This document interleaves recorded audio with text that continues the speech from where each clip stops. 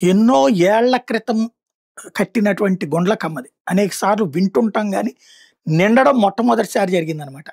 గుండ్లకమ్మ ప్రవాహం చూడ్డానికి ఇప్పుడు వరదలు రావాల్సొచ్చింది. మార్కాపురానికి సమీపం ఉన్నటువంటి చెక్ డ్యామ్ మీద ఈ గుండ్లకమ్మ పారుతుంది.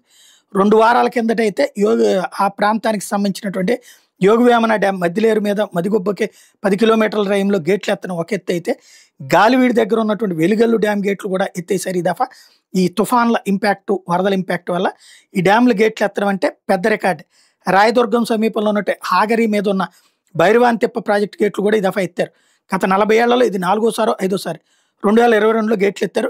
అప్పుడు మళ్ళీ తర్వాత ఇప్పుడు నడుస్తోంది. గుండ్లకమ్మకి సంబంధించి ఇప్పుడు చాలా ఏళ్ల తర్వాతన అది ప్రారంభించిన తర్వాత గుండ్లకమ్మల ప్రవాహం చూడడం అనేది అరుదుగా ఉంది. ఎగువన కంబం చెరువు వరకు, దిగువనేమో వినుకొండ వద్ద వరద ఉంటుంది. కానీ గుండ్లకమ్మ దగ్గర తాళం వేసినట్టు వాగులో నీళ్ళైతే కనబడవు. ఇప్పుడు అక్కడ నీళ్లు నిండటం అన్నటువంటిది మొదటిసారి జరిగింది.